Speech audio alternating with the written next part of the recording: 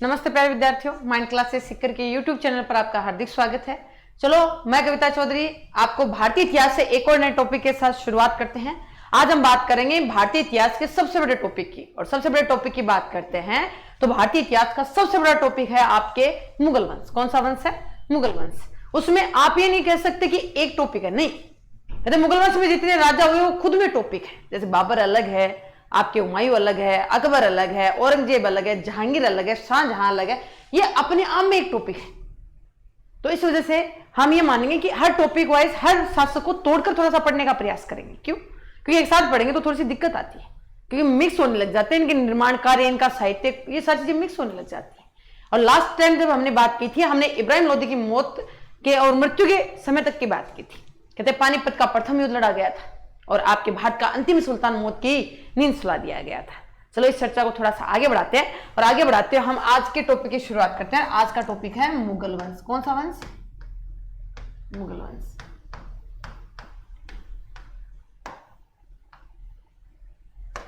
चलो मुगल वंश। अब सबसे पहला क्वेश्चन आता है कि मुगल वंश का संस्थापक कौन था? तो आपको ध्यान रखना है, मुगल वंश के संस्थापक के तौर पे एक व्यक्ति को बार बार याद किया जाता है, जिसका नाम आपने बार बार सुना होगा, बाबर। कौन था? बाबर। और बाबर का टाइमिंग भारत में रहा है 1526 से 1530। अगर मैं आपसे क्वेश्चन ये पूछूं कि भारत में मुगल वंश की शुरुआत कब से मानी जाती है? 1526 में। और भारत में सल्तनत काल का समापन कब तक माना जाता है? 1526 में। 1206 से 1526 तक सल्तनत काल रहा हुआ है। और इनकी जब बात करते हैं तो आपके 1526 से मुगल काल का समय प्रारंभ होता है। सबसे पहला क्वेश्चन ये उठकर आता है कि इस वंश का संस्थापक कौन है? इस वंश का संस्थापक कौन है? तो इस वंश का संस्थापक कौन है? बाबर। कौन है? बाबर। और इसी के जितने वंश जाएंगे वो क्या कहलाएंगे? मुगल कहलाएंगे। और कहते हैं ये भारत के निवासी नहीं थे, भारत में एक लुटेरे के तौर पर आना चाह रहे थे, अपनी किस्मत को आजमाने का प्रयास कर रहे हैं। क्योंकि चारों तरफ भटकाव की जिंदगी है, अपने लूटने में लगे हुए हैं। चाचा ने धक्के मारकर घर से बाहर निकाल डाला है, और अपनी आत्मकथाओं में भाई सब अपनी पीड़ा का इन्होंने बहुत शानदार वर्णन किया है। अब चलो इस टॉपिक को आगे बढ़ाते हुए हम सबसे पहले इनके बारे में, इनके आधार कार्ड पर थोड़ी सी चर्चा करते हैं कि मूलतः कहां से चलकर आए, क्यों चलकर आए, उस पर थोड़ी सी वार्तालाप करते हैं। और सबसे पहले इसमें हम लिखते हैं जन्म। इनका जन्म कब हुआ? इनका जन्म हुआ 14 फरवरी 1483। फरगना के ट्रांस ओक्सियन क्षेत्र में इनका जन्म हुआ। फरगना में। कहां जन्म हुआ? फरगना में इनका जन्म हुआ। तो कहते हैं 14 फरवरी 1483 को फरगना में इनका जन्म हुआ। अब कहते हैं 14 फरवरी 1483 फरगना। अब एक बार क्वेश्चन आ जाए कि बाबर का मूलतः संबंध किस क्षेत्र से रहा हुआ है, तो आपको सीधा सीधा उत्तर देना है क्या? फरगना। क्या देना है? फरगना। अब इसके बारे में बात करते हैं, आपके बाबर का वास्तविक नाम क्या था? वास्तविक नाम। और बाबर का वास्तविक नाम था जहरुद्दीन मोहम्मद बाबर। क्या नाम था? जहरुद्दीन मोहम्मद बाबर इनका वास्तविक नाम था। अब काफी बार क्या होता है कि बाबर ऑप्शन से हटा लिया जाता है, बाबर ऑप्शन से हटा लिया जाता है और सीधा सीधा ऑप्शन डाल दिया जाता है कि पानीपत का प्रथम युद्ध किसके मध्य लड़ा गया, तो आपको सीधा सीधा उत्तर देना है इब्राहिम लोदी व जहरुद्दीन। क्या था? बाबर का काफी बार ऑप्शन हट जाएगा तो उनका मूलतः नाम क्या है उनका? जहरुद्दीन। 14 फरवरी 1483 को फरगना के ट्रांसओक्सियन क्षेत्र में इनका जन्म हुआ था। इनका वास्तविक नाम आधार कार्ड, 10th की मार्कशीट में, राशन कार्ड में वास्तविक नाम था जहरुद्दीन मोहम्मद बाबर। अब इसके बाद में अगले पॉइंट की बात करते हैं। माता थी कुतलुग निगार खां। कुतलुग निगार खां बेगम, ये इनकी माता के नाम से याद की जाती है। अब कहते हैं इनके पिता का नाम भी बार बार पूछ लिया जाता है, हेलमेट में। अब पिता का नाम भी बार बार पूछ लिया जाता है, तो इनके पिता का नाम था उमर शेख मिर्जा। क्या नाम है? उमर शेख मिर्जा। और एक क्वेश्चन हमेशा याद रखना, बाबर की वंशानुगत उपाधि है क्या? मिर्जा। क्या है? बाबर की वंशानुगत उपाधि है मिर्जा। अब अपने नाम के आगे बादशाह लगाते हो, उन्होंने बहुत बाद में लगाया था। अगर क्वेश्चन आ जाए कि बाबर की मूलतः वंशानुगत उपाधि, वंशानुगत का मतलब होता है जो पूर्वजों द्वारा दी गई है, कहते बाबर की वंशानुगत उपाधि कौन सी है, तो आपको सीधा सीधा उत्तर देना है कौन सी? मिर्जा। कौन सी है? मिर्जा। ये इनके पिता का नाम उमर शेख मिर्जा, माता का नाम कुतलुग निगार खां बेगम के नाम से जानी जाती है। अब थोड़ा सा आगे बढ़ते हैं, पत्नी को ले आते हैं, जो महत्वपूर्ण होगी सिर्फ वही लिखेंगे, माहम बेगम। क्या नाम है? माहम बेगम। माहम बेगम। अब थोड़ा सा इनके क्वेश्चन को उठाते हैं। एक बार क्वेश्चन आ गया कि बाबर का मूलतः संबंध किस क्षेत्र से, बाबर का मूलतः संबंध किस वंश से रहा हुआ है। अब बाबर को अपने हिंदुस्तानियों की बड़ी खास आदत होती है, जब भी कोई आता है सबसे पहले उसके वंश पर चर्चा कर लेते हैं। मतलब एक बात बता, तेरा वंश कौन सा है? तू कहां से उठकर आया, तेरा कुड़मा कौन सा है, तेरे दादा कौन है, तेरे परदादा कौन है। अब बाबर के पास इस चीज का जवाब नहीं रहा, तो बाबर ने कहते अपनी वंशावली उखाड़ी और उसमें पता चला कि ये विश्व के 2 सबसे प्रसिद्ध वंशों की संतान है, मिश्रित ब्लड है। और कहते हैं भारत के जिसके नाम से कापा करता था उन प्रसिद्ध लुटेरों की क्या ये वंशज है।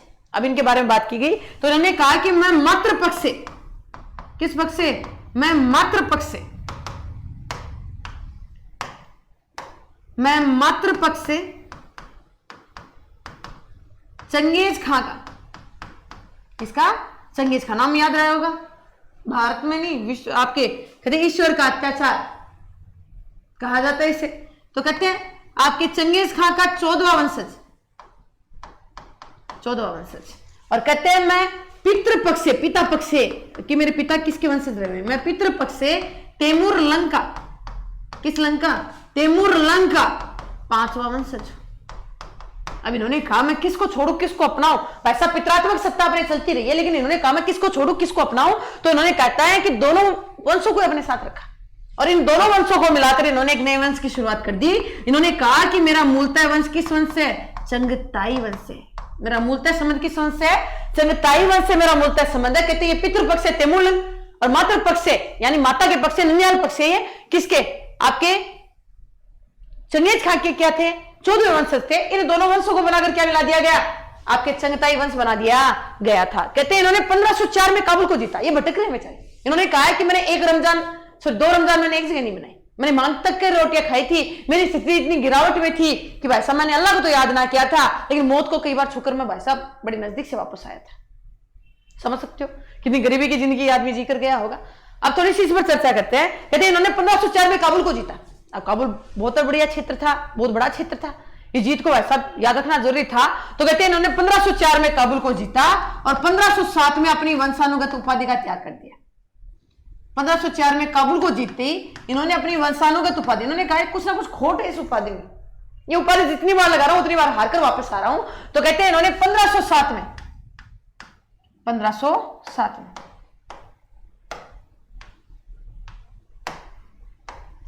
इन्होंने 1507 में एक उपाधि धारण की, पातशाह, जिसे हम वर्तमान में किस नाम से जानते हैं, बादशाह। इन्होंने कहा कि आज के बाद में मैं अपनी वंशानुगत उपाधि मिर्जा का त्याग करता हूं, आज के बाद में मैं हिंदुस्तान में विश्व में जहां पर भी जाऊंगा किस नाम से, बादशाह या पातशाह यानी स्थायित्व प्रदान करने वाला की उपाधि के नाम से जाना जाऊंगा। अब कहते हैं ये भारत क्यों आए, ये भारत क्यों है, भारत आगमन की पृष्ठभूमि क्या थी, इन्हें आमंत्रित किसने किया था। कहते हैं इसमें इन्होंने अपनी आत्मकथा लिखी है बाबरनामा। कौन सी आत्मकथा लिखी है, बाबरनामा, जिसका दूसरा नाम मिलता है तुजुके बाबरी। बाबर की आत्मकथा है, बाबर की क्या है, आत्मकथा। इन्होंने अपने पूरे जीवन की चर्चा इसके ऊपर की कि मैंने कौन से अनुभव प्राप्त किए, मैं घर छोड़कर गया, मुझे घर वालों ने बाहर निकाला, मेरे चाचा ने उस पर अधिकार किया, मेरे क्षेत्र पर भाई साहब मुझे धक्के मारकर बाहर निकाला, मुझे अपनों ने मारने का प्रयास किया, भाई साहब मैं हिंदुस्तान क्यों आया, मेरे मन में विचार क्या चल रहे थे, मेरे मन में कौतूहल क्या थे, इस सब चीजों का वर्णन उसने किसने किया है, बाबरनामा में। मैंने आंखों देखा वर्णन किया कि भाई साहब मैंने वहां जाकर क्या देखा, हिंदुस्तान में जाकर मैंने क्या देखा, राजपूतों से लड़ते हुए मेरे मन में क्या विचार थे, और भारत के अंतिम सुल्तान को जब मरते हुए मैंने देखा था, मेरे मन में उच्च विचार क्या थे। इन सब चीजों का वर्णन किसमें, बाबरनामा। इसी पुस्तक का दूसरा नाम क्या है, तुजुके बाबरी। एक बार क्वेश्चन बड़ा शानदार अंदाज में पूछ लिया जाता है कि बाबरनामा मूलतः किस भाषा में लिखी हुई है, बाबरनामा मूलतः किस भाषा में लिखी हुई है, तो आपको सीधा सीधा उत्तर देना है बाबरनामा मूलतः तुर्की भाषा में। कौन सी भाषा में, तुर्की भाषा।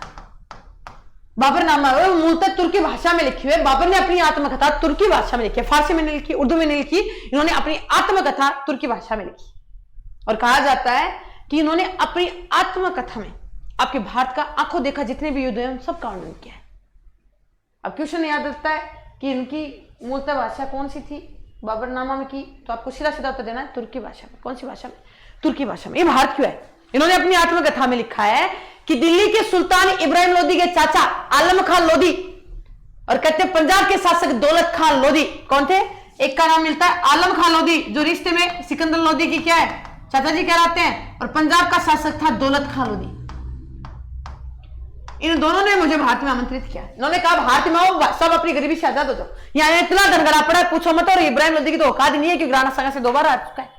बोला आप यहाँ आओ, अपने सब गरीबी से आजादी पाओ, यहाँ पर आओ, लड़ो, इब्राहिम लोदी को मार डालो और अत्यधिक धन लूट कर वापस चले जाओ, क्योंकि इनकी थोड़ी सी दिमाग में खराबी थी। ये नहीं पता जो बाबर भटक रहा है वो भाई साहब कहीं ना कहीं स्थायित्व ढूंढ रहा होगा। और कहते हैं इन्होंने एक छोटी सी गड़बड़ की और बाबर को भारत आमंत्रित कर डाला। इससे पहले उन्होंने सोचा मोहम्मद गौरी आए, मोहम्मद गजनवी आए, मोहम्मद बिन कासिम आए, वो हिंदुस्तान में कभी ठहरे नहीं थे, वो वापस से चले गए थे। उन्होंने सोचा बाबर आएगा, लूटेगा, वापस चला जाएगा, लेकिन इनकी सबसे बड़ी गलतफहमी थी। और बाबर को भारत में आमंत्रित करने वाले कौन थे? आपके आलम खां लोधी और दौलत खां लोधी थी। अभी बाबर भारत पधार रहे हैं तो भारत आने के साथ में अपने साथ जरूर कुछ ना कुछ लेकर आएंगे, जरूर कुछ ना कुछ अच्छी चीजें लेकर आएंगे। भारत में कुछ ना कुछ परिवर्तन जरूर लेकर आएंगे, क्योंकि भारत में कुछ ना कुछ आता है तो वो परिवर्तनों के साथ ही आता है। आप कहते हैं भारत में आए तो भारत में ला रहे तुलुगमा पद्धति, लड़ने की एक नई नई कला लेकर आ रहे हैं। और भाई साहब भारत में सबसे पहले बारूद का प्रयोग, बारूद का अगर मैं कहूं बंदूक आ जाए तो खाना आ जाए, भारत में सबसे पहले लेकर आ रहे हैं। ये गज सेना के बजाय घुड़सवार की सेना अपने पास लेकर आ रहे हैं। कहते हैं इन्होंने हर जाति से कुछ ना कुछ सीखा, इन्होंने हर जाति से कुछ ना कुछ सीखा। जैसे ईरानियों से बंदूक चलाना, तुर्कों से घुड़सवारी, अफगानियों से व्यू रचना। अब कहते हैं इन्होंने हर जगह से कुछ ना कुछ, मंगोलों से, आपके कहते हैं उज्बेकों से तुलुगमा पद्धति, हर चीज को सीख रहे हैं। अपने साथ तोपखाना ला रहे हैं तो तोपखाना ला रहे हैं तो दो निशानेबाजों की आवश्यकता जरूर होगी, क्योंकि गोलियां चलाने के लिए, तोप खाने के लिए पक्का निशानेबाज चाहिए होते हैं। और बाबर के दो प्रमुख निशानेबाज कौन थे? बाबर के निशानेबाज, एक का नाम था उस्ताद अली और एक का नाम था मुस्तफा। कहते हैं इनके दो निशानेबाज थे। और बाबर की इस जीत का 50% श्रेय किसको दिया जाता है? इन दोनों को दिया जाता है। कहते हैं बाबर के साथ ना होते तो बाबर जिंदगी में भाई साहब हिंदुस्तान में कभी अपनी छाप ना छोड़ पाता, हिंदुस्तान में कभी अपनी धाक नहीं जमा पाता। ये दोनों व्यक्तियों के कारण भाई साहब इसने कहीं ना कहीं हिंदुस्तान को जीता है। और कहते हैं इसे आत्मकथा का राजकुमार कहा जाता है। इसने भारत में सबसे पहले आत्मकथाओं का आगाज कर दिया कि भाई साहब आज के बाद में आत्मकथाओं का राजकुमार कहलाता है। अब जिसके बारे में थोड़ी सी चर्चा को आगे बढ़ाते हैं। बाबर भारत में जाना है किस लिए जाता है?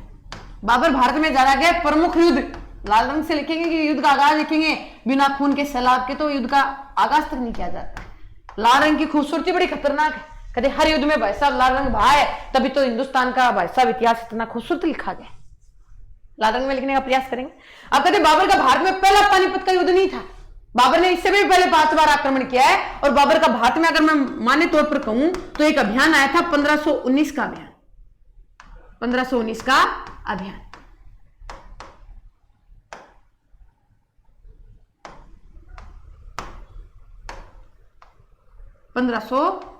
अभियान। और बाबर का ये भारत में अभियान आया है एक जाति विशेष के विरुद्ध, और उस जाति का नाम है यूसुफजई। कौन सी जाति? यूसुफजई। इस जाति के विरुद्ध था और बाबर ने कहते हैं इसमें भाई साहब फतेह हासिल की। बाबर ने भारत में पहली बार तोपखाना तुलुगमा पत्ती का इस्तेमाल किया और भाई साहब जितने व्यक्ति हाथ लगे थे उनको भगा भगा कर मारा। यूसुफजई जाति भाई साहब अपने पैरों तले से जमीन खिसकते हुए देख रही थी और यहां से भागने को मजबूर हो गई। और कहते हैं इसने पंजाब में स्थित 2 दुर्ग थे, एक का नाम था बाजौर और एक का नाम था भेरा। कहते इन दोनों पर अधिकार कर लिया इसने, बाजौर और भेरा 2 दुर्गों पर अधिकार कर लिया और फतेह हासिल करके बैठ गया। और कहते हैं भारत की इसकी पहली विजय कहलाई है। और उसके बाद में 4 बड़े युद्धों का आगाज किया था, क्योंकि हिंदुस्तान में तब तक धाक ना जम सकती है जब तक हिंदुस्तान के सुल्तान को ना रहा जा सके। और इस समय हिंदुस्तान का सुल्तान है इब्राहिम लोदी। कौन है? इब्राहिम लोदी। और भारत में सबसे ज्यादा मजबूत आदमी कौन है? सबसे प्रभावशाली, सबसे ज्यादा वीरता आदमी का नाम लिया जाता है तो उस समय मेवाड़ का धनी कहलाता है। मेवाड़ का भाई साहब हिंदुआ सूरज कहलाता है। नाम सुना होगा अपने राणा संग्राम सिंह। हम भारतीय इतिहास में जानते हैं राणा सांगा 80 घाव लेकर बैठे। इब्राहिम लोदी को 2 बार मात दे चुका है, मुंह की खाने को मजबूर कर चुका है और हिंदुस्तान में छोड़ो मेवाड़ से भागने को मजबूर कर डाला था इसे। और कहते हैं भारत में बाबर का सबसे पहला बड़ा युद्ध है पानीपत का प्रथम युद्ध। कौन सा युद्ध है? पानीपत का प्रथम युद्ध। कब लड़ा गया? 21 अप्रैल 1526। 21 अप्रैल 1526। पानीपत का मैदान वर्तमान में कहां है? पानीपत का मैदान है वो वर्तमान में है हरियाणा। कहां है? हरियाणा। और ये युद्ध किस किस के मध्य लड़ा गया? ये युद्ध लड़ा गया था भारत के अंतिम सुल्तान कौन थे? इब्राहिम लोदी वर्सेस बाबर। इन दोनों के मध्य लड़ा गया और बाबर ने यहां आपकी तोप खाने के लिए उस्मानी विधि का प्रयोग किया। इसे आप कह सकते हो 2 गाड़ियां पद्धति। 2 गाड़ियां पद्धति कह सकते हो आप इसे। इसने तोप खाना सजाया, इससे तोप खाना सजाया। आप कहते हैं बाबर और इब्राहिम लोदी की पहली मुलाकात हुई आपके पानीपत के मैदान में। इसके बारे में कहा जाता है ये अच्छा राजा नहीं है, ये अच्छा व्यक्ति ना होगा, लेकिन अच्छा सैनिक बहुत ज्यादा खतरनाक है। बाबर ने कहा है भाई साहब इब्राहिम लोदी बहुत खतरनाक बढ़िया सैनिक है। भाई साहब सिकंदर लोदी की संतान है। भाई साहब हिंदुस्तान का ताज पहने हुए सुल्तान बैठा था, उसके आत्मसम्मान को इतनी आसानी से कैसे गिरने देता। और कहते हैं भाई साहब इसमें अपने स्थायित्व को बनाए रखने के लिए पानीपत के मैदान में भाई साहब ये जोरों शोरों से टूट पड़ा। और कहते हैं पानीपत के मैदान में आपके इब्राहिम लोदी और बाबर का आमना सामना हुआ था, और बाबर ने भाई साहब अपने तोपखाने को उस्मानी विधि से सजाया था। कहते हैं इब्राहिम लोदी के पास बड़ी सेना बहुत थी, सेना बहुत ज्यादा बड़ी थी, लेकिन भाई साहब विश्वासघातियों की संख्या भी कुछ कम नहीं थी। युद्ध का जब आगाज हुआ था, सबसे पहले आलम खान लोदी और आपके पंजाब के शासक दौलत खान लोदी ने अपनी सेना को पीछे कर डाला था। कहते हैं आधी से ज्यादा आधी सेना घट रही है। कहते हैं भाई साहब बब्बर शेरों की बात ये खड़ा था। अरे भाई साहब इन्हें बब्बर शेर कहना गलत नहीं है, ये लड़ते लड़ते मारा जाएगा। एकमात्र ऐसा सुल्तान कौन है? इब्राहिम लोदी था, जो इस क्षेत्र में भाई साहब लड़ते लड़ते मारा गया था। विश्वासघाती कितने भी आ जाए, चाहे भेड़िए कितने भी पीछे हट जाए, शेर का मुकाम होता है अंतिम समय तक अपनी आन बान शान अपने जंगल को बचाना। कहते हैं युद्ध का जब आगाज किया गया, भारत में पहली बार बारूद का प्रयोग किया गया। कहते लोग भाई साहब बारूद किसे कभी अनभिज्ञ थे, बच्ची वाले तलवारों से पुरानी पद्धति से लड़ा करते थे। इस युद्ध में पहली बार इस दृश्य को देखा गया। तुलुगमा पद्धति ने इसमें अभिमान जमाया, और तुलुगमा पद्धति के कारण भाई साहब इब्राहिम लोदी की सेना का भाई साहब संहार शुरू हो गया था। कहते हैं इस समय इब्राहिम लोदी घबराया नहीं, पता था हार मानना सही नहीं होगा, और भाई साहब हार मान गया तो बाबर के चरणों में कभी जाकर दास के रूप में निवास करना पड़ेगा। कहते युद्ध का आगाज बड़े जोरों शोरों से चल रहा था। बाबर जोर से भाई साहब हिंदुस्तान को जीतने का प्रयास कर रहा था, बड़े गर्व से कहा करता था, बोले कौन कहता अल्लाह किस्मत बनाता है, किस्मत अपने हाथों से बनाई जाती है, मेरी किस्मत की चाबी तो हिंदुस्तान में है, बस ढूंढने का प्रयास कर रहा हूं। और कहते इस चाबी को प्राप्त करने के लिए इसने पानीपत का प्रथम युद्ध का आगाज किया था। कहते इस युद्ध में आगाज इतना खतरनाक किया गया था, बाबर का जय भाई साहब वीरता की जयकारी चारों दिशाओं में गूंज उठा था। लेकिन इब्राहिम लोदी भी कुछ कम ना था, मारा मारा गया था, हार गया था, भाई साहब मृत्यु को प्राप्त हुआ था। लेकिन भारत का अंतिम सुल्तान इब्राहिम लोदी था, जो तोप खाने के सामने तलवारों की खनखनाहट की भाई साहब मजबूती से ना दिखा पाया था। अब गड़बड़ कहां? अब कहते हैं भाई साहब इब्राहिम लोदी इस युद्ध में मौत के घाट उतर गया था, बाबर भाई साहब विजेता बन गया था। और इस समय कहते हैं आपके कोहिनूर हीरा ग्वालियर के शासक थे विक्रमजीत, जो आपके इब्राहिम लोदी के सहयोग के लिए आए थे, उससे भाई साहब हुमायूं ने पहली बार आपके विश्व का सबसे महंगा, सबसे मजबूत, सबसे सुंदर हीरा कौन सा था? आपके कोहिनूर हीरे को प्राप्त किया था और अपने पिता बाबर को भेंट कर दिया था। और कहते हैं बाबर ने ये भारत में पहली विजय हासिल की थी, और बाबर ने अपने क्षेत्र अपने फरगना में कहते हैं कि चांदी का सिक्का बंटवाया था। इस विजय के उपलक्ष्य में इन्होंने कहा कि लोग मुझे कैसे याद करेंगे। इन्होंने एक चांदी का सिक्का बंटवाया और बोला इतिहास में ऐसा क्या काम करूं कि इतिहास में मेरा नाम दर्ज कर दिया जाए। और इस विजय के उपलक्ष्य में इन्होंने कलंदर की उपाधि, कौन सी उपाधि? कलंदर की उपाधि को धारण किया था। अब क्वेश्चन बार बार उठा लिया जाता, भारत का प्रथम युद्ध जिसमें तुलुगमा पत्ती और तोपखाने का प्रयोग किया गया है, तो 1519 का अभियान आता तो पहला वही सही होगा। अगर वो ऑप्शन चढ़ जाता तो आपको सीधा सीधा उत्तर देना है क्या? पानीपत का प्रथम युद्ध। कौन सा युद्ध आएगा? पानीपत का प्रथम युद्ध। अब इसके दूसरे युद्ध के बारे में चर्चा करते हैं। बाबर के भारत में 4 बड़े युद्ध हैं। बाबर के भारत में 4 बड़े युद्ध हैं। अब मैं कहूं बाबर की जिंदगी का सबसे बड़ा युद्ध कौन सा है, तो आप कह सकते हो खानवा का युद्ध। यह 16वीं शताब्दी का सबसे बड़ा युद्ध था उस समय। और ये कब लड़ा गया?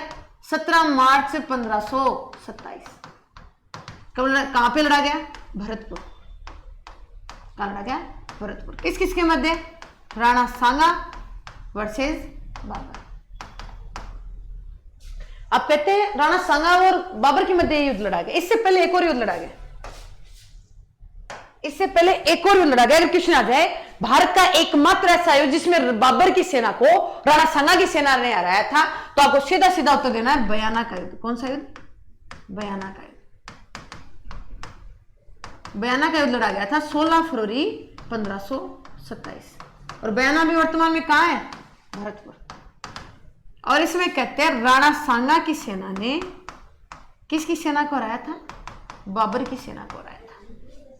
हम कहते हैं पहली बार हार कर गया बाबर के जवाई मेहंदी ख्वाजा को भाई साहब राजस्थान की सीमाओं से भगा भगा कर चप्पल जूतियां उठाने को मजबूर कर डाला था। कहते मेहंदी ख्वाजा अपनी जान बचाकर भागा था, मुट्ठी भर सैनिक पास लेकर भागा था। और कहते बाकी सेना को राजपूतों ने मौत की नींद सुला दिया। अरे मेवाड़ी शेर थे, तलवारों में धार को ज्यादा रखा करते थे। अब भाई साहब इतिहास बदला गया था और भाई साहब मेहंदी ख्वाजा भागकर आपके बाबर की शरण में चला गया था। बाबर ने पूछा ये कार्य किसने किया? ये घनिष्ठ, ये निर्दय कार्य किसने किया है? मुझसे दुश्मनी मोल लेने का कार्य किसने किया है? तो उन्होंने बड़े सुंदर अक्षरों में कहा था, बोले मेवाड़ का धनी कहलाता है, हिंदुआ सूरज के नाम से जाना जाता है, 80 घाव, एक आंख नहीं है, एक कान नहीं है, ये दोनों मत काट देना, दोनों की होती है, एक हाथ नहीं है, एक पैर नहीं है, अपने भाई साहब शरीर का ऐसा कोई हिस्सा न छोड़ रखा है जिसमें भाई साहब युद्ध के दौरान कोई चोट का निशान ना हो। हर युद्ध में जीत कर आता है। भाई साहब इब्राहिम लोदी को मुंह की खाने पर को मजबूर किया था, मालवा को जीतकर बैठा है। राजपूताने में सबसे ज्यादा प्रभाव कौन है? राणा सांगा बनाकर बैठा है। अपने आप को हिंदुस्तान का बादशाह करना छोड़ दे, वो चाहे तो तुझे राजा से नौकर और भाई साहब अमीर से गरीब बना सकता है। बोला ऐसा क्या काम करेगा कि तू राणा सांगा से भाई साहब जीतने का प्रयास कर सकता है? बाबर को लगा ये गलत हुआ, मैं इतनी बड़ी भारत का शासक, मैं दिल्ली का सल्तनत का सुल्तान तो नहीं, लेकिन मैं दिल्ली का क्या हूं? बादशाह। ये मेरे साथ उसने गलत किया। अब बोला उसने सेना को कहा, बोला चलो राणा सांगा को मौत के घाट उतार डालेंगे, तब तक अपनी शमशीरों को भाई साहब सांस ना लेने देंगे जब तक एक राजपूत को मौत की नींद ना सुला डालेंगे। भाई साहब बच्चे कुछ जितने भी मुगल सैनिक आए थे वो आम सेना में मिल चुके थे। बोला हम तो नहीं जाएंगे, पागल है। बोले वो मेवाड़ी तलवारें रखते हैं, 80-80 किलो का वजन होता है, मेरे खुद में 80-50 किलो वजन है। बोले एक राजपूत 7-7 पर भारी पड़ता है, एक गाजर मूली की तरह भाई साहब राजपूत 7-7 को काट डालता है। बोले तुझे पागल लगते हैं जो हम तेरे साथ जाएंगे? बाबर ने अपनी आत्मकथा में लिखा है कि मैंने सैनिकों को तैयार करने के लिए 3 प्रयास किए। पहला प्रयास, बोले तुम लोग मेरे शराब पीने के कारण बड़े परेशान रहते हो, अगर तुम लोग मेरा साथ दे दोगे तो मैं वचन देता हूं मैं शराब पीना छोड़ दूंगा। सैनिकों ने कहा चाहे तू शराब पी चाहे मत पी, लेकिन हम तेरे सहयोग के लिए राणा सांगा से लड़ने बिल्कुल नहीं जाए। बाबर ने कहा, इस चीज का दिखावा भी किया। कहते बाबर ने अपने जितने भी शराब के पहले भरे पड़े थे सबको मंगवाया, और मंगवाने के बाद में कहा जाता है उनमें जितनी शराब थी सब में नमक मिलवा दिया। जितने भाई साहब पहले इसके पास शराब के थे, कहते हैं उन शराब के प्यालों को तुड़वा डाला, उन्हें बेच डाला, उन्हें महलों से बाहर फेंक दिया गया।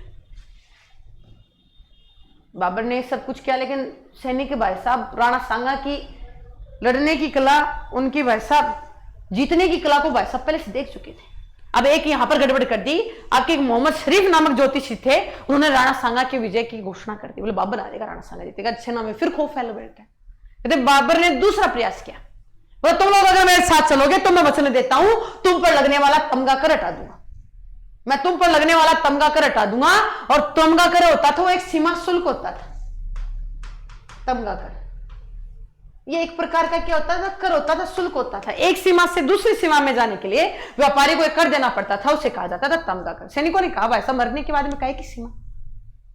मरने के बाद में कोई सीमा नहीं होती, कोई रोक टोक नहीं होती, हमारी मर्जी होगी हम आ जाएंगे। इसका मतलब यह है कि तमगा कर को हटाने का कोई फायदा नहीं है, हम तो नहीं जाएंगे।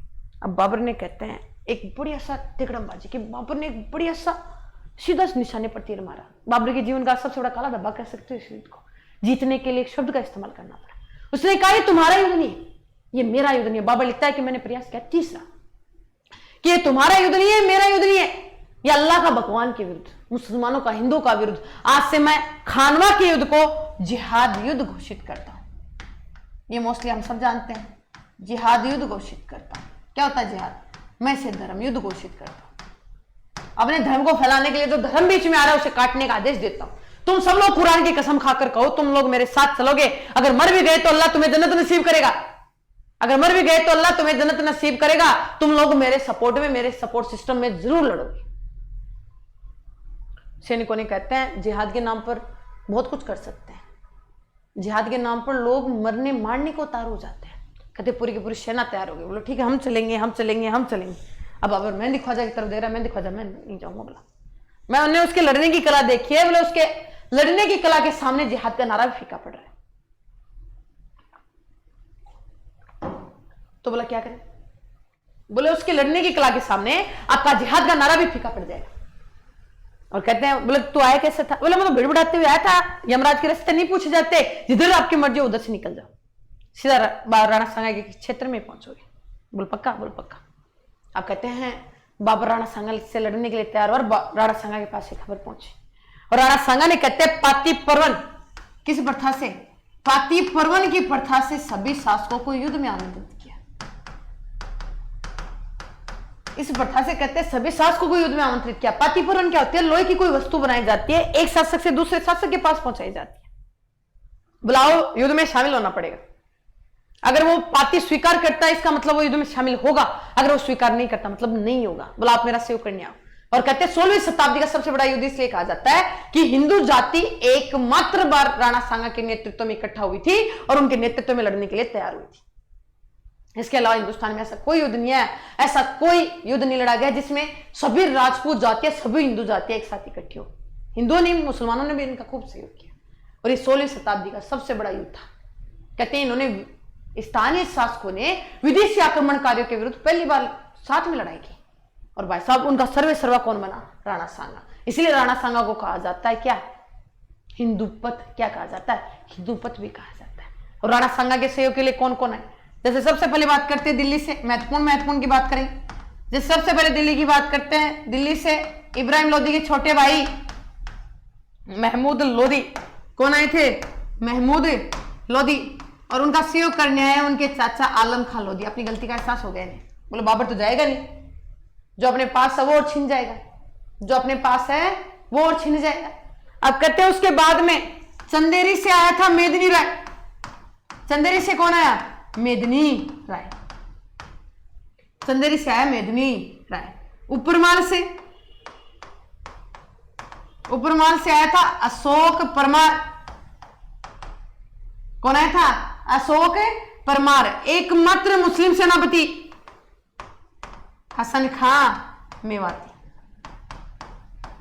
हसन खां मेवाती। अब उसके बाद में आगे बढ़ते हैं, राणा सांगा के प्रतीक चिन्ह धारण करने वाला कौन था? तो आपको सीधा सीधा उत्तर देना है झाला अज्जा। उसके अलावा और भी बहुत सारे शासक है, जैसे आमेर से पृथ्वीराज कच्छावा, शिरोई से आख्याराज सोनगर। कहते हैं आपके हर क्षेत्र में इनका सहयोग करने के लिए बढ़ चढ़कर व्यक्ति है। वह आपके मालदेव भी इनमें शामिल हुए, बीकानेर के कल्याण में भी इसमें शामिल हुए राजकुमार के तौर पर। और राणा सांगा के नेतृत्व में कर्नल जेम्स टोड कहते हैं 7 उच्च श्रेणी के शासक, 9 राव और 104 सरदार शामिल हुए थे इनके नेतृत्व में लड़ने के लिए।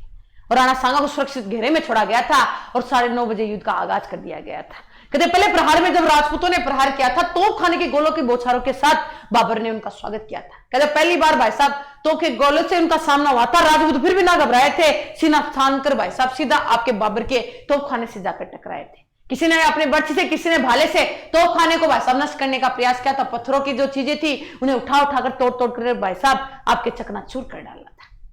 कहते बाबर का आपका पहला युद्ध है जिसमें तोप खाने की गूंज से ज्यादा तलवारों की खनखनाट मजबूती के साथ खड़ी हुई थी।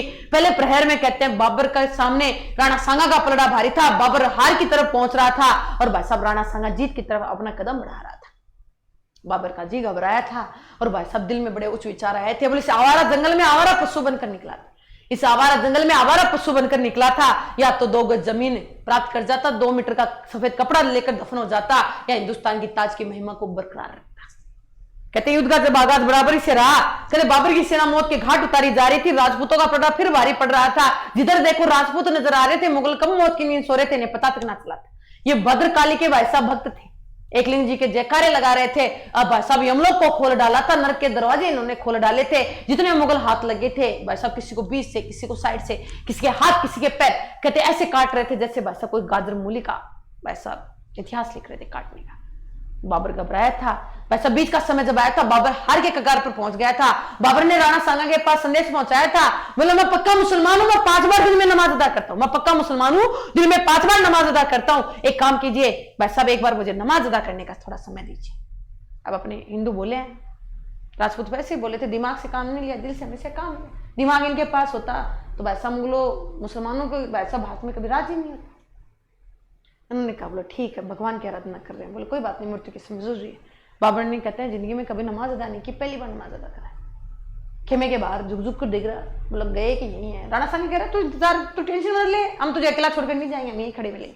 कहते बाबर की सेना को चारों तरफ से राजपूतों ने घेर रखा है, बाबर की सेना को चारों तरफ से राजपूतों ने घेर रखा है। बोला आजा लड़ेंगे, तो जितना समय चाहिए ना नमाज के लिए उतना समय इकट्ठा कर ले। 1 मिनट।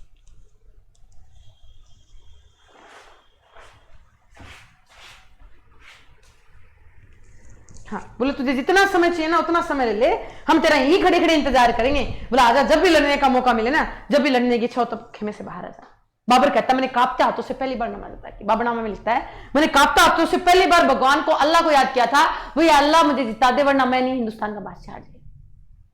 कहते युद्ध के दूसरे प्रहर का आगाज किया गया, नमाज अदा करने का कार्यक्रम पूर्ण हुआ था। दूसरे प्रहार में भी कहते राजपूत भारी पड़ रहे थे। इस समय बाबर समझ चुका था जब तक राणा सांगा न हटेगा तब तक भाई साहब युद्ध का समापन नहीं हो पाएगा। कहते राणा सांगा ने इस समय गलती कर डाली थी, अपने सुरक्षा घेरे को तोड़कर भाई साहब युद्ध के मैदान में टूट पड़ा था। एक बिना हाथ एक बिना पैर वाले शासक का जलवा देखने को मिला था। इतने समय तक शेर लड़ रहे थे, इस समय बब्बर शेर का आगाज हुआ था। भाई साहब हाथी जैसी गूंज थी, जहां कदम रख रहा था सैकड़ों को मौत की नींद सुला रहा था। बिना हाथ वाले शासक का जलवा देखने लायक था, इसलिए तो 80 गांव का धनी कहला। कहते लड़ने का अंदाज इतना खूबसूरत लेकर आया था, सबको मौत की नींद सुला रहा था। यमराज के दर्शन भाई साहब सबसे पहले करवा रहा था। यमदूतों को तो सबने देखा था, यमराज पहली बार सबने देखा। कहते भाई साहब इस समय घायल आपके लड़ते लड़ते राणा सांगा भाई साहब मुगल सैनिकों की टुकड़ियों के बीच घुस गए थे और सीधा कहते हैं भाई साहब घायला अवस्था में मुगलों की तलवारों बर्छी बालों की बौछारें भाई साहब बर्दाश्त नहीं कर पाए थे। घायला अवस्था में अत्यधिक खून निकलने के कारण अपने घोड़े से नीचे गिर पड़े थे, बेहोशी की स्थिति में पहुंच गए थे। एक व्यक्ति की दृष्टि उन पर पड़ी थी, नाम क्या था? झाला अज्जा। भागता हुआ राणा सांगा के पास गया था, जाकर भाई साहब बिना पूछे उनका छत्र खींचा। बेहोशी की हालत में राणा सांगा वापस उठे थे, तब तक अपने आप को मुगल सैनिकों से घिरा हुआ पाया था। उन्होंने कहा बोले क्या कर रहे हो? बोले मेरे राजा, मेरे सरदार, मेरे हिंदू पथ, मेरा हिंदू सूरज। बोले एक काम कर। बोले क्या? युद्ध क्षेत्र से बाहर चला जाए। तो रण में जीना रण में मरना राजपूतों का कार्य होता है, या तो रण में विजय हासिल करके जाते हैं या चार कंधों का क्या जनाजा लेकर जाते हैं। बोला मैं हार कर वापस नहीं जाऊंगा, मैंने जिंदगी में कभी किसी युद्ध को हारा नहीं। उन्होंने कहा आप जीवित बचे तो बाबर से लड़ने वाला और बहुत आ जाएंगे आपके साथ, आप भी जीवित ना बचे तो राणा सांगा बाबर के विरुद्ध लड़ने वाला कोई बचा ना पाएगा। ये विदेशी भाई साहब भारत को नोच खाएगा, हिंदुस्तान को नोच खाएगा, और भाई साहब हिंदुस्तान को बचाने वाला कोई नहीं बचेगा। राणा सांगा उसने वचन दिया। बोले मैं वचन देता हूं जब तक इस दुर्जय शरीर पर शीश रहेगा, वचन देता हूं इस दुर्जय शरीर पर जब तक शीश रहेगा, मेवाड़ी धरा, मेवाड़ी आन, मेवाड़ी बार, मेवाड़ी राज के चिन्ह को कोई हाथ नहीं लगा पाएगा। मैं आपके झंडे को धूल में ना मिलने दूंगा। कहते इतने में राणा सांगा बेहोश हुए थे और आमेर के शासक पृथ्वीराज कच्छावा के नेतृत्व में उन्हें भाई साहब युद्ध के मैदान से बाहर निकाल दिया गया था। कहते झाला अज्जा इनका प्रतीक चिन्ह धारण करके युद्ध का नेतृत्व करने लगा था। सेना को भनक तक ना लगने दी थी कि राणा सांगा घायल होकर युद्ध के मैदान से बाहर जा चुके हैं। उन्हें काल पे सुरक्षित पहुंचा दिया गया था और भाई साहब झाला अज्जा उनके सिंहासन, उनके राजकीय चिन्ह को लेकर लड़ने लग गया था। बाबर की दृष्टि भाई साहब प्रतीक चिन्ह धारण किए झाला अज्जा पर पड़ी थी। जीत का आखिरी मुकाम नजर आया था और झाला अज्जा पर भाई साहब वार करने के लिए आपके बाबर थोड़ा सा आगे बढ़ा था। कहते हैं भाई साहब लड़ने की कला इतनी खतरनाक थी कि भाई साहब राजपूतों की सेनों के टुकड़ों के बीच में घुस गया था। प्रतीक चिन्ह पर सिर्फ निगाहें थी, काटने का अंदाज मजबूती के साथ लेकर घुसा था। कहते लड़ते लड़ते भाई साहब सारे राजपूत जितने सामने सबको मौत के घाट उतार रहा था। शमशीरों में दम इतना लेकर आया था कि राजपूती तलवारों की खनखनाहट को भी कम करने की औकात रखा है। फिर जाकर सीधा झाला अज्जा के पास खड़ा था, सामने से वार करने की औकात आज तक राजपूतों से मैं किसी में ना रही थी।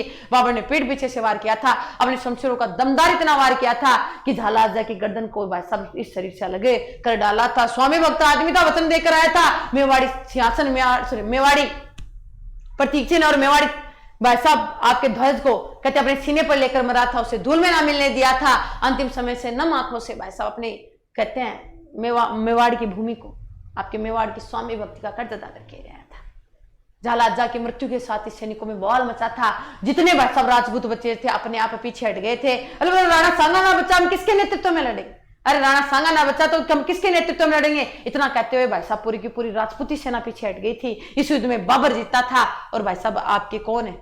राणा सांगा की हार हुई थी। अगर मैं आपसे ये पूछूं कि राणा सांगा की हार के कारण क्या थे, राणा सांगा की हार के कारण क्या थे? सबसे पहला, बाबर के पास है तुलुगमा पत्ती। कौन सी पत्ती है? तुलुगमा पत्ती। बाबर के पास है तोप खाना। क्या है?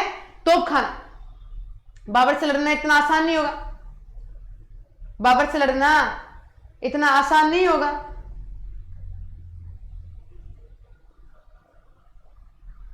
दूसरा, एक तरफ है बर्छी वाले, तो भाई साहब तोप खाने का दम को ज्यादा। बाबर के पास तुलुगमा पत्ती और तोप खाने दोनों। और कहते हैं अंतिम समय में बाबर का सेनापति सलादी तवर अंतिम समय में किसके साथ मिल गया था? बाबर के साथ मिल गया था। राणा सांगा की हार के यही कारण है। कहते 30 जनवरी 1528 को इतिहास लिखा गया था। मेवाड़ी बब्बर शेर को मौत की नींद सुला दिया गया था। कहते जब ये होश में आया भाई साहब इसने पूछा, बोले एक बात बताओ क्या करेंगे? मैं युद्ध का क्या हुआ? तो सैनिकों ने कहा था आप हार गए हो। कहते इन्होंने मेवाड़ी पगड़ी को उतार दिया था, भाई साहब आर्मवस्त्र को धारण कर लिया था। बोला जब तक मेवाड़ की तरफ मुंह करके ना सोऊंगा, जब तक बाबर को ना हरा डालता हूं, अपनी हार का बदला तब तक ना ले पाऊंगा जब तक भाई साहब मेवाड़ी पगड़ी को धारण नहीं कर। सैनिकों ने कहते हैं इन्होंने सोचा बाबर राणा सांगा फिर जाएगा, कितने सैनिक मारे जाएंगे पता तक ना चलेगा। तो कहते हैं उन्हीं सैनिकों ने मिलीजुली एक योजना बनाई थी, एक षड्यंत्र किया था और भाई साहब राणा सांगा के खाने में क्या जहर मिला दिया गया था। राणा सांगा आपकी कहते हैं मौत की नींद सो गए, बड़ी प्यारी नींद सोए और मेवाड़ धरा का एक बब्बर शेर भाई साहब वीरगति की नींद सो गया था। इस युद्ध में बाबर जरूर जीते, लेकिन भाई साहब महिमा आज भी किसकी गाई जाती है? राणा सांगा की गाई जाती है। इसलिए हिंदुआ पथ कहा जाता है, हिंदू धर्म का पथ प्रदर्शन। इसके बाद में हिंदुस्तान में ऐसा कोई युद्ध नहीं है जिसमें सभी जातियां एक साथ मिलकर लड़ी, और ये बाबर के जीवन काल का सबसे बड़ा युद्ध था। वो भी भाई साहब मेवाड़ी तलवारों का स्वाद, मेवाड़ी तलवारों से कहीं ना कहीं तो प्रभावित हुआ था। अब थोड़ी सी बात करते हैं। कहते बाबर का भारत में तीसरा सबसे बड़ा युद्ध, तीसरा कौन सा है? चंदेरी का युद्ध। कौन सा युद्ध है? चंदेरी का युद्ध। इसकी डेट है 29 जनवरी 1528 और चंदेरी का इस समय शासक है मेदिनी राय। आपको याद है उस समय राणा सांगा के सेवक के लिए गए, कौन था? मेदिनी राय। ये था बाबर। अब आराम से बैठा था। अरे बोले एक बात बताओ। बोला हाँ। बोले एक बात बताओ, वो जो सबसे ज्यादा उछल उछल के आ गया लड़ रहा था उसका क्या नाम था? बोले चंदेरी का मेदिनी राय। अच्छा, बोले राणा सांगा के बड़े क्लोज था क्या? बोले बहुत ज्यादा क्लोज था। इसने कहते इसके पास एक संदेश भिजवाया, बोला अपनी मातृभूमि चंदेरी मुझे दे दे और शमशाबाद का क्षेत्र ले ले। इसने कहा मातृभूमि है मेरी, उसकी इज्जत का सौदा कैसे करूं? एक बात बता, तेरे कहने मात्र से अपनी मातृभूमि तुझे कैसे दे दूं? बोले पॉसिबल नहीं है। बोले तेरी इतनी मदद तो आजा लड़ ले और ले जा। कहते भारत में आपके नहीं मातृभूमि का असली सपूत था, बिना लड़े इतनी आसानी से अपनी मातृभूमि पर वैसा विदेशियों का अधिकार कैसे स्वीकार कर पाता? इसने एक बात कही, बोला आजा लड़ेंगे, जो जीतेगा वैसा वो मातृभूमि पर अधिकार कर ले। बोला ठीक। कहते राणा सांगा के नेतृत्व में लड़ चुका है, और एक कहावत सुनियोगे, सूरज के पास बैठते तो तपिश तो थोड़ी उसके अंदर भी आएगी। कहते युद्ध का जब आगाज किया गया, भाई साहब बाबर की सेना को इसने लोहे के छड़ी चबाने पर मजबूर कर डाला। लड़ने की कला में इतना माहिर था, बाबर की सेना को में उपकार इतनी मजबूती के साथ भरा था कि बाबर को भाई साहब इस युद्ध को जीतने में खून पसीने का प्रयोग तक करना पड़ गया था। कहते भाई साहब आखिरी समय तक लड़ता रहा था, अपनी मातृभूमि का कर्ज अदा करते करते चंदेरी का शासक मेदिनी राय भाई साहब मौत के घाट पर जा चुका था, अच्छी प्यारी नींद सो गया। और कहते इस विजय के उपलक्ष्य में एक चीज और, खानवा के युद्ध में बाबर ने एक उपाधि धारण की थी, गाजी, काफिरों पर बिजली गिराने वाला, अपने धर्म विरोधी व्यक्तियों पर भाई साहब विरोध करने वाला, उनको मारने वाला। अब कहते बाबर ने इस युद्ध में और भी अपनी कटुता दिखाई थी। जितने राजपूत सैनिक मरे थे उन सबकी गर्दनें कटवा डाली थी, सबकी गर्दनें कटवा डाली और सबकी गर्दनें कटवाकर उससे एक मीनार बना डाली। कहते हर युद्ध में क्या क्या, पहले युद्ध में कलंदर की उपाधि, दूसरे युद्ध में गाजी की उपाधि और तीसरे युद्ध में कहते उसने राजपूत सैनिकों के सिरों से एक मीनार बनाई थी। और बाबर का भारत में अंतिम सबसे बड़ा युद्ध की बात करें तो बाबर का भारत में अंतिम सबसे बड़ा युद्ध है घाघरा का युद्ध। कौन सा युद्ध? घाघरा का युद्ध। और घाघरा का युद्ध लड़ा गया था 6 मई 1529। और ये कहते जल प्लस थल दोनों में लड़ा जाने वाला युद्ध है। क्या है? जल प्लस थल दोनों में लड़ा जाने वाला युद्ध है। जल में भी लड़ा गया, ये थल में भी लड़ा गया। और इसकी सबसे खास बात, ये युद्ध लड़ा गया था अफगानियों वर्सेस बाबर। और अफगानियों का सेनापति था उस समय इब्राहिम लोदी का छोटा भाई महमूद लोदी, जिसने अफगानों का दमन किया। ये बार बार आते हैं, नाक में दम करते हैं, कभी राणा सांगा के पास जाते हैं, कभी किसका सहयोग करते हैं, कभी किसका सहयोग करते हैं, कभी चंदेरी के शासक को बचाने का प्रयास करते हैं। तो इसने कहा बोले ऐसे काम नहीं चलेगा, इनको सबक तो सिखाना पड़ेगा। और किसने कहा? बोला पता लगाओ। इसने कहा बोला पता लगाओ, चंदेरी का सबसे बड़ा शासक वैसा, ये अफगानियों का सबसे बड़ा शासक कौन है? पता चला कौन? महमूद लोदी, इब्राहिम लोदी के छोटे भाई। कहते हैं इस युद्ध को जल व थल, ये नदी के किनारे लड़ा गया, घाघरा नदी के किनारे लड़ा गया। इसमें सैनिक जल में भी लड़े और इसके थल में भी लड़े, इसलिए जल प्लस थल दोनों का युद्ध से कहा जाता है। और बाबर के 4 बड़े युद्ध हैं आपके, पानीपत, खानवा, चंदेरी और घाघरा। अब इसके बारे में बातचीत करते हैं। कहते हैं अत्यधिक युद्ध लड़ने के कारण, अत्यधिक वैसा बीमार रहने के कारण 26 दिसंबर 1530 को 26 दिसंबर 1530 को बाबर की मृत्यु हुई।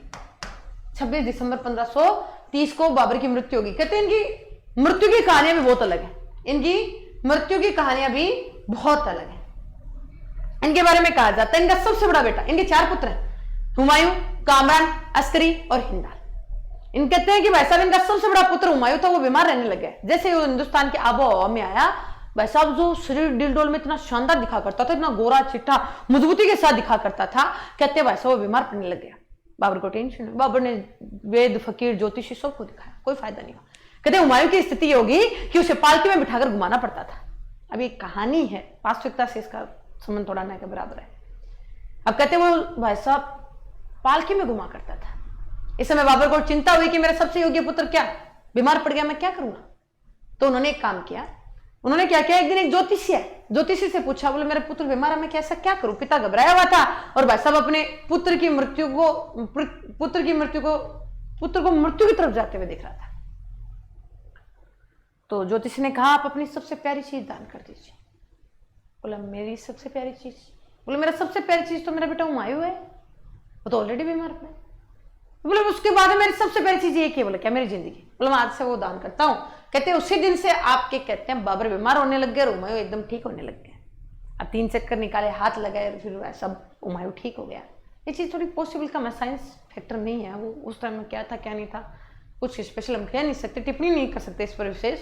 और कहते हैं आपके बाबर की मृत्यु हो गई। कुछ इतिहासकार कहते हैं इब्राहिम लोदी की माता यानी महमूद लोदी की माता श्री ने बाबर को कई बार जहर दिलवाया, बार बार जहर दिलवाया, लेकिन बाबर इतनी प्रकार की शराब पीता था कि भाई साहब इनके शरीर पर जहर का असर ही नहीं हुआ। अब जहर में थोड़ा और जहर मिला दो क्या फर्क पड़ता है। तो कहते भाई साहब इस जहर का असर आपके बाबर पर हुआ ही नहीं। और कहते हैं उस कुछ समय बाद में जब जहर का असर होने लगा तो कहते हैं भाई साहब बाबर की मृत्यु होगी 26 दिसंबर 1530। अब बाबर के आखिरी शब्द थे कि मुझे मेरी मातृभूमि में दफनाया जाए, मुझे मेरे काबुल की मिट्टी में 2 गज की जमीन दी जाए, वहीं दफनाया जाए ताकि मैं आराम के मौत मर सकूं और अपनी मातृभूमि की गोद में आराम से सो सकूं। लोगों को इतनी फुर्सत नहीं थी, इसलिए बाबर को आगरा के आरामबाग में दफना दिया गया। आगरा के आरामबाग में दफना दिया गया। यहां बाबर का क्या बना हुआ है, मकबरा। अब कुछ समय बाद में अकबर के शासन काल में किसी को फुर्सत मिली तो कहते हैं उन्होंने भाई साहब बाबर को फिर उखाड़ा और बाबर को फिर कहां लेकर गया, काबुल। बाबर को काबुल लेकर गया। तो बाबर के मकबरे 2 जगह बने हुए, एक तो आगरा के आरामबाग में और दूसरा कहां, काबुल में बने हुए। और अब इसके बारे में बात करते हैं कि बाबर ने अपने जीवन काल में कुछ ना कुछ निर्माण कार्य किए हैं क्या। एक तो कुछ समय पहले हमने हटा दिए बाबरी मस्जिद, इनके सेनापतियों ने किया, लेकिन शासनकाल इन्हीं का है ना। आज वर्तमान में कहते हैं स्टेटस सबने लगाए थे, मुझे चढ़ गया भगवा रंग रंग, मुझे चढ़ गया भगवा रंग रंग, सबने स्टेटस लगाए थे। आज वर्तमान में वहां राम मंदिर है, बाबरी मस्जिद वर्तमान में नहीं। अब एक क्वेश्चन देखते हैं, बाबर के प्रमुख निर्माण कार्य, बाबर के प्रमुख निर्माण कार्य।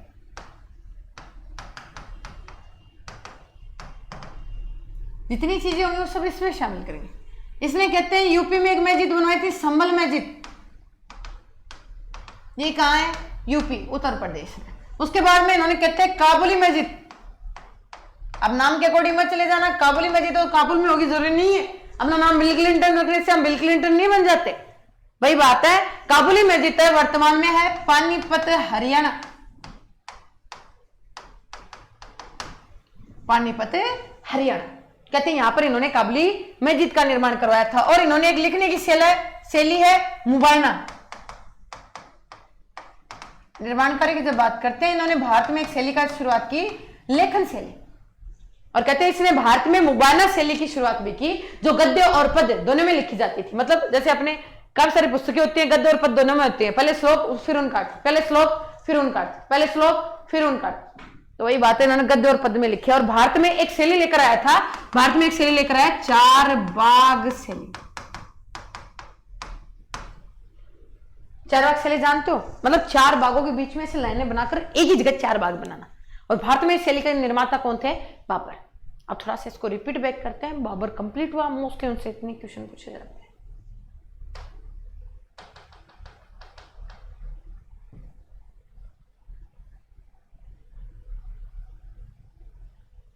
सबसे पहले ये शुरू करते हैं, मुगल वंश। मुगल वंश के संस्थापक कौन है, बाबर। टाइमिंग कब से कब तक है, 1526 से 1530। उसके बाद अगला क्वेश्चन आता है कि मुगल वंश का संस्थापक कौन है? बाबर। जन्म कब हुआ? 14 फरवरी 1486। अगर क्वेश्चन आ जाए बाबर का मूलतः संबंध तो आप सीधा सीधा क्या बताओगे? बड़े प्यार से उत्तर देना। नाम क्या है? फरगना। वास्तविक नाम जहरुद्दीन मोहम्मद बाबर। क्या दोगे? जहरुद्दीन मोहम्मद बाबर। उसके बाद में माता का नाम कुतुलुग निगार खां, पिता का नाम उमर शेख मिर्जा। मिर्जा इनकी वंशानुगत क्या है? उपाधि, वंशानुगत उपाधि, इनकी वंशानुगत उपाधि है। पत्नी का नाम महाम बेगम। उसके बाद में मातृपक्ष से इनका वंश कौन सा है? चंगताई वंश। कौन सा वंश है? चंगताई वंश है। चंगेज खां का चंग, तैमूर का ताई। इन्होंने मातृपक्ष से क्या बताया? मैं चंगेज खां का कौन सा वंशज हूं? 14वां। और पितृपक्ष से तैमूर लंग का 5वां वंशज। क्या बताया? तैमूर लंग का 5वां वंशज बताया। तो इन दोनों वंशों को मिलाकर कौन सा वंश बनाया? चंगताई वंश बनाया। उसके बाद में इन्होंने 1504 में किसको जीता? काबुल को। किसको जीता? काबुल को। और फिर कौन सी उपाधि धारण की? बादशाह। और आप इसे वर्तमान में किस नाम से जानते हो? बादशाह। ठीक है। बाबर ने अपनी आत्मकथा लिखी है, कौन सी? बाबर नामा। इसका दूसरा नाम तुजुके बाबरी। क्या लिखोगे? तुजुके बाबरी। इसे आत्मकथाओं का राजकुमार भी कहा जाता है। यह मूलतः किस भाषा में लिखी हुई है? तुर्की भाषा में। किस भाषा में लिखी हुई है? तुर्की भाषा में लिखी हुई है। भारत में इन्हें आमंत्रित करने वाले कौन थे? आमंत्रित करने वाले, और भारत में इन्हें आमंत्रित करने वाले थे आपके इब्राहिम लोदी के चाचा आलम खां लोदी, और दूसरे कौन थे? पंजाब के शासक दौलत खां लोदी। इनके बारे में अगली चर्चा करते हैं। अगला आता है कि बाबर के पास तोपखाना बड़ा सुंदर था। बाबर के पास तोपखाना बड़ा सुंदर था और बाबर के 2 निशानेबाज थे। बाबर के 2 निशानेबाज थे। एक का नाम था उस्ताद अली और एक का नाम था क्या? मुस्तफा खां। उसके बाद में प्रमुख युद्ध, बाबर का पहला सफल अभियान था 1519 का अभियान। किस जाति के विरुद्ध? यूसुफजई जाति के विरुद्ध। और कौन से दुर्ग जीते? बाजौर व बेहरा। कहां स्थित है बाजौर व बेहरा? पंजाब में। पंजाब के 2 दुर्गों पर इन्होंने अधिकार किया था। फिर उसके बाद में अगला युद्ध आता है, सबसे प्रमुख पानीपत का प्रथम युद्ध। कब लड़ा गया? 21 अप्रैल 1526। और मैदान वर्तमान में कहां है? हरियाणा। किस किस के मध्य लड़ा गया? इब्राहिम लोदी वर्सेस बाबर। इसमें कौन जीता? बाबर। और कौन मृत्यु को प्राप्त हुआ? इब्राहिम लोदी। ये भारत के क्या हैं? अंतिम सुल्तान। भारत के अंतिम सुल्तान। और कहते हैं इसमें आपके तोपखाने की किस विधि को अपनाया गया? उस्मानी विधि। इसे क्या कहा जाता है? 2 गाड़ियां पत्ती, मतलब 2 गाड़ियों के बीच में तोपखाने को रखकर चलाना। उसके बाद में इस विजय के उपलक्ष्य में इन्होंने काबुल में क्या बंटवाया? एक चांदी का सिक्का। भारत में ली, काबुल में। उसके बाद में कौन सी उपाधि धारण की? कलंदर की उपाधि धारण की। अगला, बाबर की जिंदगी का सबसे बड़ा युद्ध कौन सा कहलाता है? खानवा का युद्ध। और खानवा का युद्ध कब लड़ा गया? 17 मार्च 1527। और कहां लड़ा गया? भरतपुर में। किस किस के मध्य? महाराणा संग्राम सिंह। महाराणा संग्राम सिंह कहां से है? मेवाड़ से। कहां से है? मेवाड़ से। और बाबर के मध्य। और बाबर के इस युद्ध से पहले एक और युद्ध हो चुका है, कौन सा? बयाना का। बयाना वर्तमान में कहां है? भरतपुर। कब लड़ा गया? 16 फरवरी 1527। इस युद्ध में कौन जीते? राणा सांगा जीते। और बाबर की सेना क्या हो गई थी? हार गई थी। बाबर की सेना हार गई थी क्योंकि सेना शामिल हुए, राजा इसमें शामिल नहीं हुए थे। उसके बाद में बाबर ने इस युद्ध को जीतने के लिए कौन से युद्ध का दर्जा दिया? इसे कौन सा युद्ध घोषित किया? जिहाद युद्ध। क्या है घोषित किया? जिहाद युद्ध। बाबर ने, राणा सांगा ने हिंदुस्तान के सभी शासकों को युद्ध में आमंत्रित किस प्रथा से किया? पाती पर्वन। आपकी दिल्ली से कौन है? महमूद लोदी और आलम खां लोदी। चंदेरी से मेदनी राय। उपरमाल से अशोक परमार। एकमात्र मुस्लिम सेनापति हसन खां मेवाती। ये मूलतः कहां से चलकर आए? मेवात से। उसके बाद में प्रतीक सिंह धारण करने वाला कौन था? झाला अज्जा। कौन था? झाला अज्जा। और हार का मुख्य कारण था तोपखाना। बाबर के पास तोपखाना। दूसरा इसके हार का कारण था तुलुगमा पद्धति। कौन सी पद्धति? तुलुगमा पद्धति। और बाबर, राणा सांगा का सेनापति था सलाहदी तवर। सलाहदी तवर का विश्वासघात। यह अंतिम समय में किसके साथ जाकर मिल गया? बाबर के साथ जाकर मिल गया था। और 30 जनवरी 1528 को आपके कालपी में राणा सांगा को क्या दे दिया गया? जहर दे दिया गया। उसके बाद में अगला पॉइंट, बाबर का भारत में तीसरा सबसे बड़ा युद्ध कौन सा है? चंदेरी का। 29 जनवरी 1528। किसको हराया था? मेदिनी राय को। और मेदिनी राय लड़ते लड़ते मृत्यु को प्राप्त हो गया था। बाबर का भारत में अंतिम चौथा बड़ा युद्ध कौन सा है? घाघरा का युद्ध। कौन सा युद्ध है? घाघरा का युद्ध। और कब लड़ा गया? 6 मई 1529 से। ये जल प्लस थल दोनों का युद्ध है। ये जल में भी लड़ा गया है और थल में भी लड़ा गया है। अफगानियों और बाबर के मध्य। और अफगानियों का सेनापति सरताज कौन था? महमूद लोधी। कहते बाबर ने अफगानियों को किस युद्ध में दमन किया था? तो आपको सीधा सीधा उत्तर देना है, क्या? घाघरा का युद्ध। कौन सा युद्ध? घाघरा का युद्ध। कहते इब्राहिम लोधी के छोटे भाई बार बार विरोध कर रहे हैं कि मेरे भाई को मारकर तू राजा कैसे बन सकता है, बार बार इन्हें परेशान कर रहे हैं। इस युद्ध में इन्होंने पूर्णतः अफगानियों का दमन कर दिया। अब जब तक शेरशाह सूरी नहीं आएगा तब तक अफगानी वो क्या रहेंगे? शांत रहेंगे। उसके बाद में मृत्यु कब हुई? 26 दिसंबर 1530। बाबर का मकबरा 2 जगह बना हुआ है, एक तो आगरा, दूसरा काबुल। एक तो आगरा, दूसरा काबुल। शुरुआत में आगरा दफनाया गया, फिर बचे कुछ अवशेषों को कहा अकबर के शासनकाल में काबुल ले जाया गया, इसलिए मकबरा 2 जगह। ऐसे कौन से मुगल बादशाह जिनका मकबरा हिंदुस्तान से बाहर बना हुआ है? पहला बाबर, दूसरा जहांगीर लाहौर पाकिस्तान, तीसरा भारत के अंतिम मुगल बादशाह बहादुर शाह जफर, रंगून ओब्लिक ब्रह्मा, वर्तमान में कहां है? म्यांमार। उसके बाद में इन्होंने कोई निर्माण कार्य करवाया, जैसे पहले संभल मस्जिद कहां है? यूपी में। दूसरा काबुली मस्जिद कहां है? हरियाणा में। इन्होंने भारत में किस लेखन शैली का प्रयोग किया? मुबाना शैली। ये क्या सी? एक लेखन शैली थी। और इन्होंने भारत में 4 बाग शैली होती है, ऐसे बीच में यहां एक बाग, यहां एक बाग, यहां एक बाग, यहां एक बाग। आपने अगर पुरानी ताजमहल की फोटोज देखी है ना, तो पुरानी ताजमहल के फोटोज में आज भी 4 बाग शैली दिखाई जाएगी आपको। आज वर्तमान में नहीं है, आज वर्तमान में नहीं है। अगर मैं क्वेश्चन एक और डाल दूं कि बाबर की आत्मकथा थी, याद है?